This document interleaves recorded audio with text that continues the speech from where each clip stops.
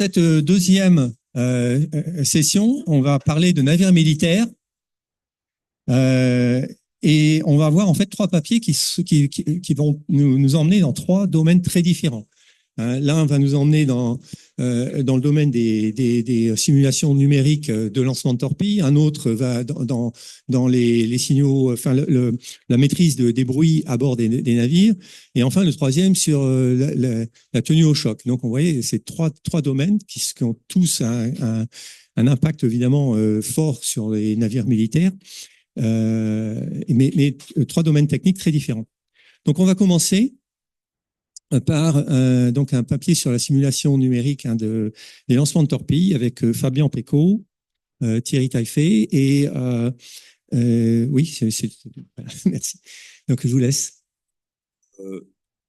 Oui, bonjour, Fabien Pécaud, Sirena, expert hydrodynamique, Sirena étant une filiale aussi de Naval Group.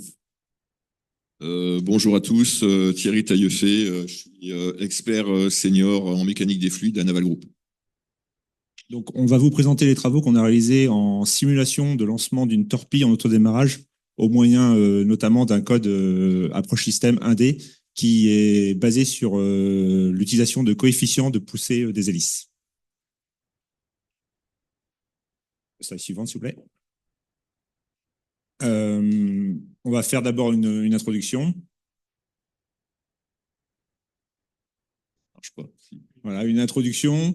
On va vous présenter des essais MER qui ont été réalisés, qui servent en fait de référence aux simulations numériques, à la fois approche CFD et à la fois approche de système. Puis on vous parlera de la détermination par approche CFD des lois de poussée des hélices, qui sont utilisées dans l'approche système code ADSIM. On vous présentera le modèle justement, donc approche système 1D code ADSIM.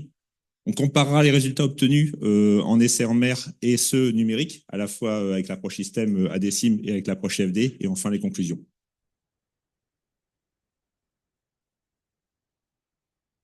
Donc, une introduction. Donc, en fait, le sous-marin, il a plusieurs missions qui peuvent lui être confiées. La protection des forces opérationnelles navales, le transport de commando, la pose de mines, et l'attaque contre des cibles terrestres, navales, aériennes, via des torpilles ou des missiles tactiques. Donc le lancement d'armes tactiques, ça a une importance cruciale. Il peut être effectué par l'aide d'un moyen mécanique, type un piston, ou d'une poussée mécanique, type un piston, ou d'un moyen fluide, type RO, ou en autodémarrage, dans ce dont on va parler, pour les torpilles. Donc à chaque arme, on doit déterminer le domaine immersion-vitesse, qui est un triptyque, profondeur d'immersion, vitesse d'avance du sous-marin, donc du porteur, et état de mer. Et pour déterminer ce domaine de tir et ainsi sécuriser le lancement, on a recours à Naval Group à des approches numériques pour prédire le comportement hydro des armes. Et ça, on le fait préférentiellement à des essais échelle 1 ou échelle réduite qui sont plutôt coûteux. Donc, Naval Group a développé et validé des méthodes numériques en CFD pour simuler le lancement d'armes et tout particulièrement le lancement des torpilles en autodémarrage. Donc, les simulations CFD, elles ont l'avantage d'être précises, mais parfois, elles peuvent être longues en temps de calcul et difficiles à faire converger, notamment dans le cas de l'autodémarrage d'un objet, donc d'une arme, dans un tube à fort confinement. Une alternative possible donc, à ces méthodes, c'est l'utilisation d'approches système, par exemple donc un code 1D, qui permet de simuler la phase de lancement interne au tube, voire même à l'intérieur du sous-marin. Cette méthode-là a un inconvénient, il faut déterminer au préalable l'impact qu'a le confinement dans le tube sur la loi de poussée des hélices. Pour cela, on a besoin d'études CFD préliminaires. Donc, l'objet de la présentation, c'est on va présenter le code 1D qui a été développé, donc qui est le code ADSIM, et sa validation par rapport à des essais en mer à l'échelle 1, donc des essais qui concernaient l'éjection en autodémarrage d'un drone format torpille tiré depuis un tube monodiamètre. Comme Fabien vous l'a expliqué, je vais vous parler des essais de référence qui nous ont permis en fait de valider nos outils de simulation, que ce soit en CFD et puis après par approche système. Comme Fabien vous l'a dit, donc des essais d'éjection en autodémarrage d'un drone, donc un drone au format torpille, ont été réalisés en eau de mer initialement au repos. Donc ces essais ont été réalisés depuis un tube monodiamètre qui est fermé au fond. L'objectif de cette campagne d'essai, c'était en fait d'acquérir des données expérimentales en vue de valider les outils numériques dont nous disposons à Naval Group. Le tube qui a été mis en œuvre, donc il s'agit d'un tube monodiamètre. Donc initialement, il a un diamètre de 730 mm, mais ce diamètre peut être réduit au moyen de plaques de mousse, de manière à le réduire à 580 mm. Ce tube comporte quatre glissières permettant de guider le drone en translation. Par ailleurs, au sein de la glissière supérieure, il y a une rainure dans laquelle circule la gondole du drone pour éviter toute prise de roulis de l'engin. Enfin, en sortie de tube, une forme en goutte d'eau permet de faciliter l'admission d'eau au sein de ce tube. Quant à l'immersion des essais, elle était d'environ 11 mètres pour limiter les risques d'apparition de cavitation sur les extra d'eau des pales des hélices. Le drone mis en œuvre, donc c'est un drone qui fait 5,8 m de long, qui a un diamètre maximal standard Stanag de 533,4 mm. Il a une masse en air de 1125 kg et en eau de moins 14 kg, ce qui signifie que ce drone est légèrement flottant et qu'il n'y a pas de frottement de ce drone sur les rails du tube. Ce drone est propulsé par deux hélices contrarotatives. Donc la vitesse de rotation de l'hélice amont est liée à la consigne de vitesse choisie par l'utilisateur du drone. Donc soit Vmax égale 20 nœuds, soit Vmin égale 11 nœuds. Et la vitesse de rotation de l'hélice aval est en fait déterminée de manière à annuler le couple total s'exerçant sur le drone. Initialement, le culot du drone était positionné à 380 mm du fond du tube. En termes d'instrumentation, les vitesses de rotation des deux hélices contrarotatives et l'accélération du drone ont été enregistrées dans un buffer placé au sein du drone. Par ailleurs, les pressions en fond de tube et le long du tube étaient mesurées et enregistrées.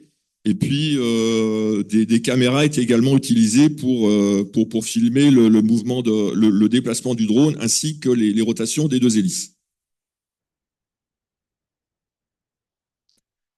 Lors des essais, trois configurations ont été envisagées. Tout d'abord, FI 730 Vmax, FI 730 Vmin et enfin FI 580 Vmin. Dans chacune de ces trois configurations, deux tirs identiques ont été réalisés. Comme vous pouvez le voir ici sur ces courbes, dans le cas donc obtenu en configuration FI 730 Vmax, la reproductibilité des essais s'est révélée satisfaisante.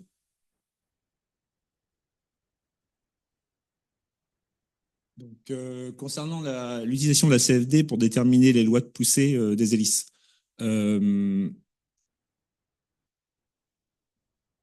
Donc, l'objectif, c'était de déterminer, via l'utilisation d'un code commercial Star CCM+, en CFD, l'impact du confinement dans le tube sur la poussée des hélices. Donc, pour ça, on a réalisé un certain nombre de simulations pour les différentes configurations d'essais.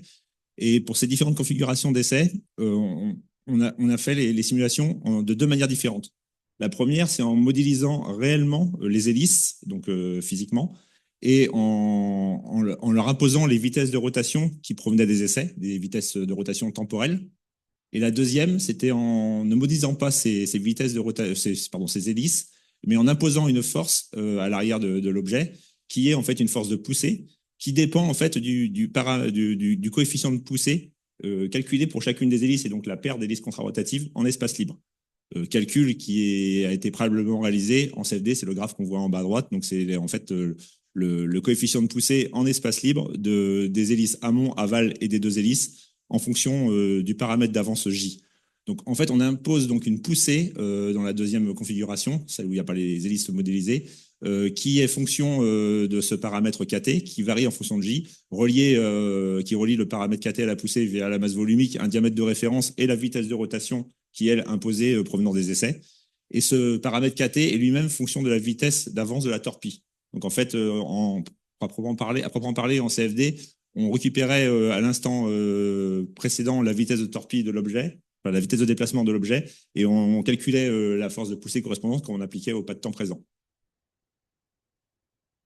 En termes d'hypothèse de calcul, le tube réel, avec les rails de guidage, a été simplifié et modélisé par un tube axisymétrique présentant la même section de passage des conservations de débit. Alors là, on va parler que de ces calculs-là, mais on a aussi fait dans d'autres études des calculs CFD en modélisant les rails de guidage. L'écoulement est considéré monophasique, instationnaire, incompressible et turbulent. Et il y a 1 degré de liberté du drone, qui est la translation suivant l'axe du tube. Et il n'y a pas de frottement sur les rails. Donc c'est le code commercial qui résout en fait les équations fortement couplées, que sont les équations de l'écoulement et du déplacement de l'objet.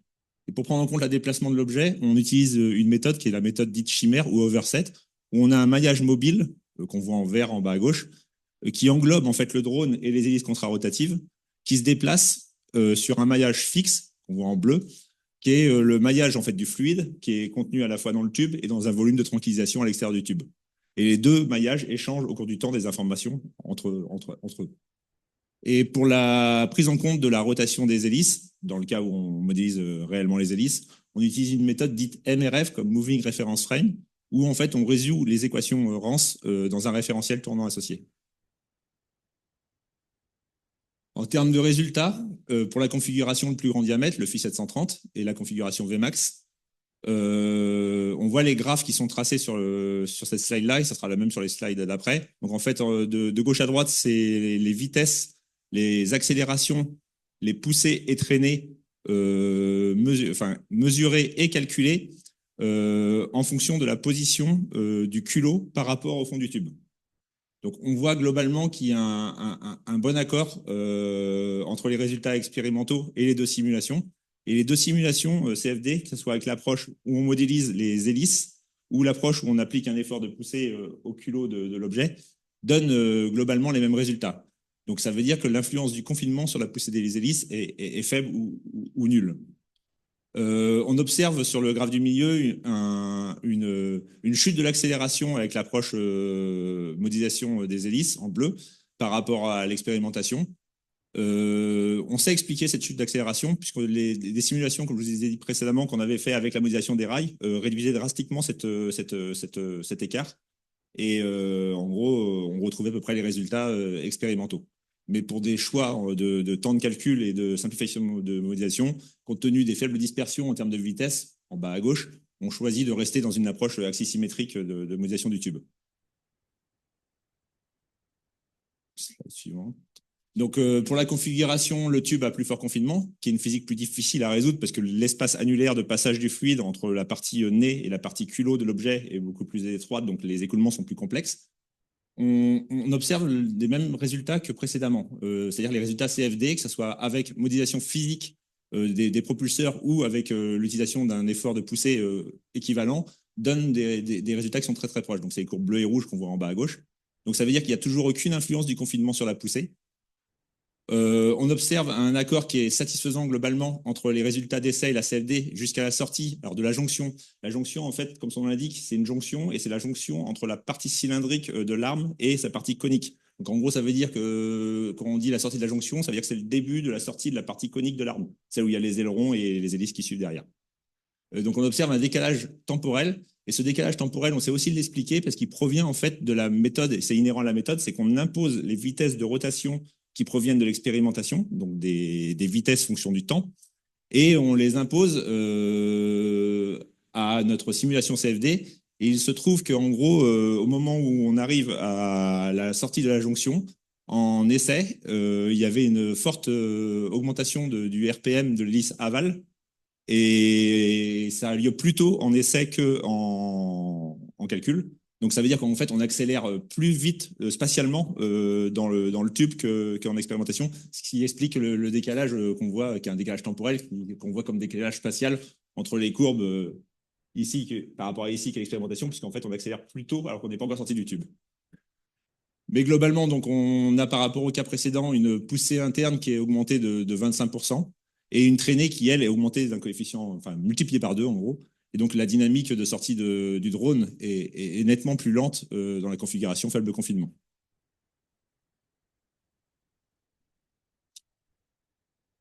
Bon, à présent, je vais parler de la modélisation par approche système des lancements de torpilles en autodémarrage. Donc, compte tenu de ce qu'on vient de voir, c'est-à-dire de l'absence d'impact du confinement du TLA sur la force propulsive, il nous a été possible en fait de développer un code par approche système qu'on a baptisé ADSIM, AD comme autodémarrage. Ce code ADSIM a été développé sous le logiciel AMSIM en utilisant à la fois des composants standards des bibliothèques existantes et puis en développant certains composants spécifiques.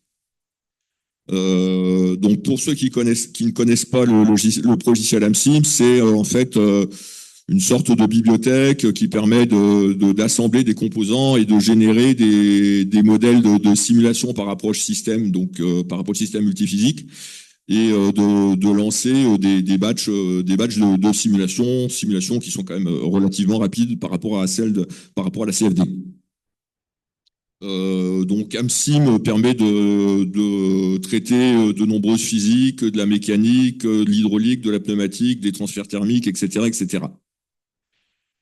Pour concevoir le code ADSIM, nous avons adopté les hypothèses suivantes. Nous avons supposé que nous avons assimilé la torpille à un corps cylindrique à la jonction de laquelle est accolé un cône idéal avec un angle au sommet constant.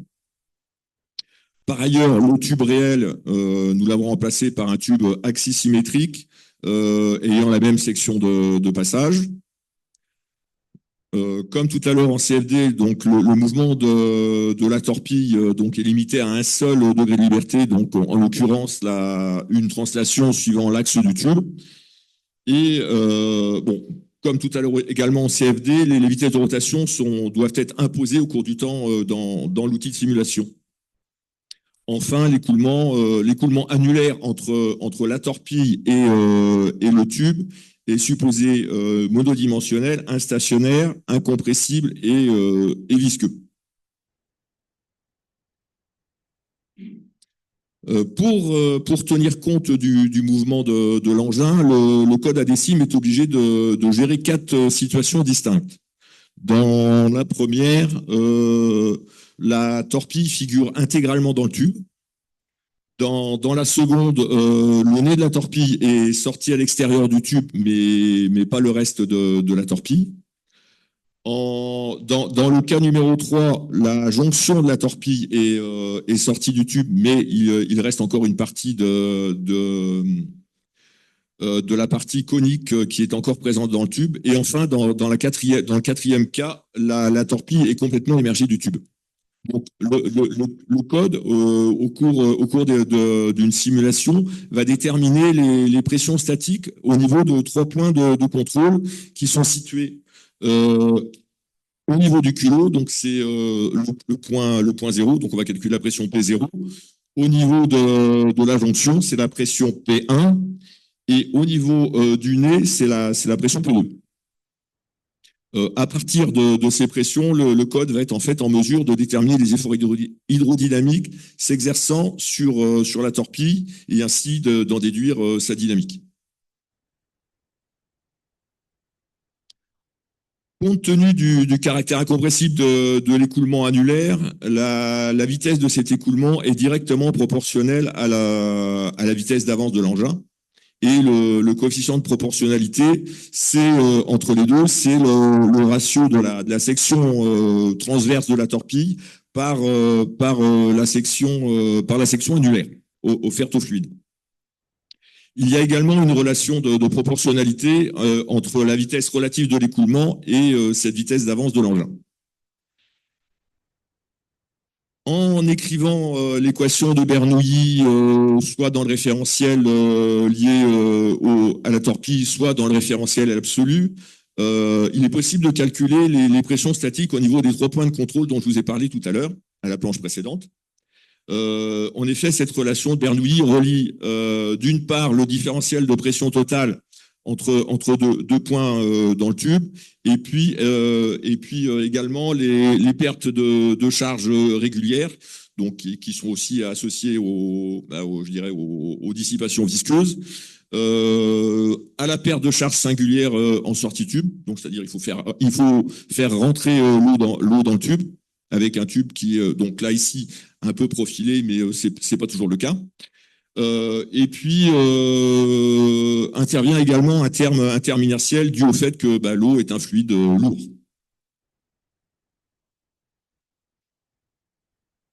La dynamique de la torpille, elle est régie par la seconde équation de Newton qui relie l'accélération de l'engin et puis les forces extérieures appliquées. Donc ces forces extérieures sont la force propulsive, la poussée des hélices, et puis la traînée hydrodynamique. Donc cette traînée hydrodynamique est la somme de 5 contributions qui sont listées ici. Donc il y a tout d'abord la traînée hydrodynamique calculée au moyen de la formule de Morrison sur la partie émergée de la torpille hors du tube. Il y a ensuite les forces pressantes qui s'exercent sur le culot et sur le nez de l'engin. Bon, sachant que sur le nez de l'engin, nous supposons que c'est la pression d'immersion qui s'applique. Intervient également la traînée hydrodynamique de frottement sur la portion du corps de la torpille qui est encore présent dans le tube. Et enfin, il y a une dernière contribution qui est la force de traînée sur la portion du cône qui est encore présente dans le tube. Donc, pour calculer cette force de traînée sur cette portion de cône encore présente dans le tube, il faut écrire un bilan de quantité de mouvement pour le fluide qui est compris entre le culot et la jonction, enfin, du moins quand la jonction n'est pas encore sortie du tube, sinon ça va être la dernière portion du cône arrière qui est encore présente dans le tube. Et ce bilan de quantité de mouvement va être écrit dans le référentiel lié à la torpille. Ce bilan de quantité de mouvement donc nous permet de calculer la force qui nous intéresse, à condition de déterminer les flux entrants et sortants de Dinalpi, également de calculer la force de frottement sur la portion du tube qui est en face du reste du cône dans le tube, et puis enfin il y a un terme interminertiel. Donc on va enchaîner, il reste pas beaucoup de slides, que 4 je crois. En termes de résultats, on retrouve les mêmes graphes que précédemment en rajoutant les graphes obtenus avec ADSIM. Donc sur le tube de 730 mm, on observe que les résultats sont très satisfaisants entre les simulations CFD et ADSIM et les résultats d'essai. Même ADSIM donne des résultats un petit peu plus précis sur cette configuration que la CFD sur la vitesse de sortie du drone. Il n'y a pas la chute d'accélération, c'est ce qui explique cette précision qui avait été obtenue en CFD durant la sortie du cône. Par contre, il y a la force de traînée qui est légèrement un peu surestimée dans ADSIM une fois que la jonction sort. Et ça vient de la modélisation simplifiée de la partie arrière qui est considérée comme un cône idéal. Donc si on passe à la slide suivante, sur le tube 580 mm, on obtient de même des résultats assez bons entre les résultats d'essai et les simulations ADSIM et CFD. Et là, on observe pour cette configuration-là une influence du paramètre L-cône, c'est la longueur du cône théorique qui est modélisé dans ADSIM pour prendre en compte la longueur de la partie arrière. Donc en fait, la partie arrière n'est pas un cône théorique, donc il a fait plusieurs simulations, une en prenant cette longueur de cône à 1 mètre, et dans ces cas-là, en gros, la vitesse de sortie s'approche de celle des essais, et une en prenant cette longueur de cône à 1,57 m, et dans ces cas-là, la vitesse de sortie s'approche de celle obtenue en CFD. Encore une fois, sur cette configuration, on a une traînée issue d'ADSIM qui est un peu surestimée pour les mêmes raisons que précédemment. Et je vais laisser Thierry conclure. C'est ça. Alors, pour conclure, La première conclusion importante que nous avons obtenue, c'est le fait que le confinement dans le tube n'a pas d'influence sur la force propulsive des hélices. Et en conséquence, pour déterminer la force propulsive d'une torpille donnée dans un tube, eh bien, il suffit de connaître le coefficient de poussée de ce propulseur en fonction du paramètre J en espace libre. Compte tenu de cela, nous avons pu développer un code baptisé ADSIM permettant de simuler l'éjection des torpilles en autodémarrage, et nous avons pu le valider dans le cadre d'une éjection d'un drone au format torpille depuis un tube monodiamètre, et ce pour 2 valeurs du diamètre. Les simulations ADSIM peuvent être au moins aussi précises que celles au CFD, du moins si l'on choisit judicieusement le paramètre L-cône qui correspond à la longueur théorique du cône dont a parlé Fabien tout à l'heure. Par ailleurs, une simulation ADSIM dure environ 1 minute, peut-être moins. Une simulation CFD va prendre entre 6 heures et jusqu'à 1 semaine, suivant le degré de confinement dans le tube, et sur 150 cœurs à peu près, ce qui est quand même énorme. Bon, par contre, il faut garder à l'esprit que le code ADSIM comporte un certain nombre de limitations. Tout d'abord, le fait que le tube soit supposé axisymétrique. Donc, ça veut dire qu'il y a un certain nombre de phénomènes 3D qui sont forcément éludés. La partie arrière du cône est traitée comme un cône idéal. Donc, on a vu un peu ce que ça impliquait en termes de traînée qui est un peu surestimé. Les vitesses de rotation actuellement sont toujours imposées au cours du temps dans l'outil. À terme, il est envisagé de coupler ADSIM avec un outil qui sera en mesure de modéliser le fonctionnement interne d'une torpille. Autre problématique, c'est que à aucun moment le code ne calcule les pressions, les champs de pression sur les pales d'hélice et notamment sur les extrados. Donc l'outil ADSIM n'est pas en mesure de prédire s'il y a apparition de cavitation ou pas. Enfin, le mouvement de la torpille est limité à un seul degré de liberté. Bon, ça peut poser des problèmes puisque justement la torpille en dehors du tube, son mouvement il est plutôt 6 DDL. Donc, si on souhaite déterminer les risques d'impact entre la torpille et la charpente avant d'un sous-marin, il faudrait en fait complémenter la simu ADSIM avec une simulation avec un outil par approche manœuvrabilité. Je termine. Alors, les perspectives dans l'avenir, on continue le travail de validation sur d'autres couples, torpilles, tubes de sous-marins. Et puis, on essaie de perfectionner la modélisation, la prise en compte de l'environnement sous-marin, en particulier le calcul de la force de frottement sur les rails qui est induite par les efforts transverses quand la torpille commence à pointer son nez à l'extérieur du porteur. Merci de votre attention.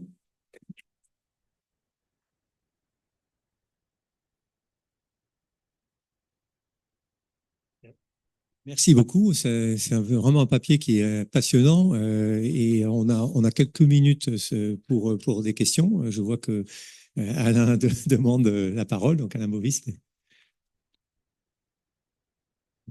Merci pour cette étude très intéressante qui me fait replonger dans quelques vieux souvenirs d'hydrodynamique. Quand vous parlez de poussée de l'hélice, votre KT, c'est la force sur l'hélice ou c'est la force sur la torpille?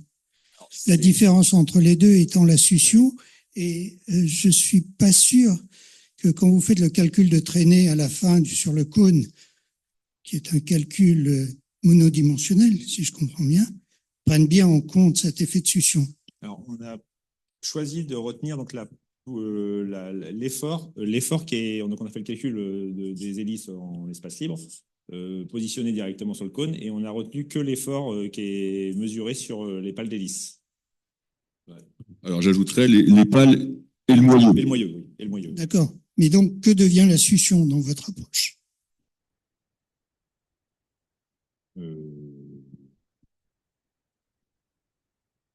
Pas pris en compte. Pas pris en compte. Et je dirais pour la précision que l'on souhaite, c'est suffisant, quoi. Si la force de succion peut intervenir sur 10 à 20%, peut-être même plus. Je dirais là, au vu des résultats, la comparaison des résultats expérimentaux et numériques a montré que on était plutôt bien. On retrouve les résultats expérimentaux, effectivement, et même dans la dispersion des résultats expérimentaux, parce que les dispersions des résultats expérimentaux montraient en gros entre deux runs successifs une dispersion de l'ordre de 1 à 2 dixièmes de mètres par seconde en sortie, et c'est à peu près la précision qu'on obtient en CFD pour les différents réglages. Mais vous mentionnez bien à la fin qu'il y a un défaut de représentation des efforts sur le cône. Défaut de représentation, oui, sur le cône, parce qu'on le traite comme un cône idéal, et alors qu'il faudrait considérer qu'il a un profil qui varie en fonction de son abscisse. Actuellement, on considère que c'est vraiment un cône avec un angle au sommet constant. Mais ça n'a rien à voir avec l'aspect propulsion, c'est-à-dire on a d'autres outils, par exemple, qui vont calculer les dynamiques de lancement d'armes, soit par refouloir pneumatique ou avec le système X-Pulse de chasse à eau. On adopte aussi cette hypothèse. Bien. Donc, je suis pas sûr d'avoir répondu à la question.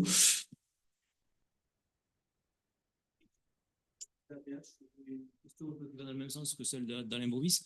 Moi, j'en suis un peu surpris, en fait, mais c'est peut-être un problème de notation, que la poussée, en fait, en milieu confiné soit la même qu'en milieu infini. On ne mettrait pas de tuyère sur les hélices si on voudrait qu'elles poussent un peu plus. Donc, alors, il y a un truc. Alors, c'est peut-être dans la définition de la vitesse non. Dans le paramètre d'avance, mais c'est un résultat qui me choque un peu quand même. Eh bien, j'allais dire, on n'a pas balayé toutes les torpilles de la Terre. Bon, mais pour ce qui est du drone que nous avons traité et d'une torpille française que je ne nommerai pas ici, ça se passe très bien. Alors, moi, je vais avoir une question plus, comment dire, je me suis posé la question, mais en lisant le papier, mais finalement, quand on arrive à la description de votre modèle 1D, on se dit, mais si on avait eu finalement l'idée de faire l'hypothèse qu'il n'y avait pas d'impact du confinement, on aurait pu développer ce modèle 1D depuis longtemps. Peut-être. Disons qu'on n'avait pas forcément la réponse à la question tout de suite. C'est pour ça qu'au début, on a commencé même par faire des premiers essais stationnaires avec des hélices qui tournent sans avance de l'engin. Et puis, on avait fait aussi également beaucoup de simulations CFD, donc qu'a réalisé Fabien avec des hélices qui tournent. Et puis, à un moment donné, je me suis dit, tiens, ça serait intéressant de comparer un peu ce qu'on obtient avec quel coefficient. Je m'attendais à ce qu'il y ait un coefficient d'atténuation de la poussée dans le tube. J'ai dit, tiens, on va essayer de comparer la poussée calculée en CFD avec celle qu'on obtiendrait en espace libre, histoire de voir le ratio. Et j'étais assez surpris de me dire, tiens, mais visiblement, on a un ratio de 1, quoi. Donc j'ai d'abord regardé avec un tube, avec un confinement standard. Généralement, c'est des tubes de FI 800, un peu moins avec si on tient compte des rails de guidage. Et puis après, je me suis rendu compte nous sommes rendus compte que même pour un tube où il y a quand même un confinement assez fort comme un tube 580, ça semble marcher aussi. Donc, je dirais la conclusion, elle est valide pour l'engin qu'on a testé ici.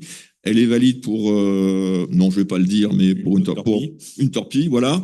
Peut-être que si je prends un autre type de torpille, peut-être qu'on ne retrouvera pas cette règle. C'est peut-être à vérifier, mais. Bon. Merci beaucoup en tout cas. Une dernière question.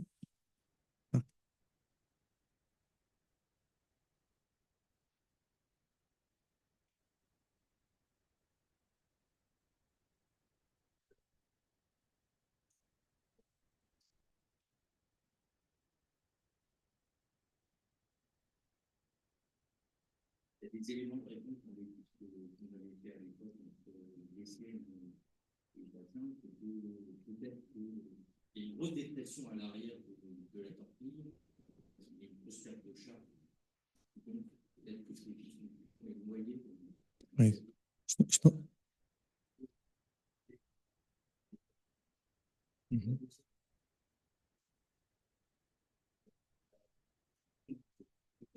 capté, que vous avez, c'est l'hélice confinée dans son tube. En fait, on voit le tube. Non, non, non, non. C'est vraiment l'hélice en espace libre. Non, non, non. Non, non, non, non, non. On prend le.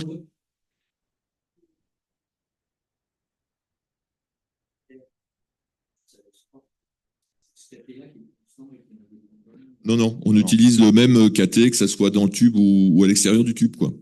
Bon, visiblement, cette question de la succion serait intéressante à creuser. Oui, ça, complètement. Je vous invite à le faire et peut-être que oui. ce sera même peut-être à mettre dans les discussions du papier. Ce serait intéressant si on arrive à le solutionner, on va dire, de façon satisfaisante d'ici là. Mais en tout cas, sinon, ça sera. Ce qui est certain, c'est que les résultats sont là entre la CFD et les essais. Le modèle est bon. Donc, c'est que quelque part, effectivement, on a pris en compte peut-être de façon intrinsèque cette succion, mais voilà, ce serait intéressant de pouvoir l'expliquer. Merci beaucoup. On va passer au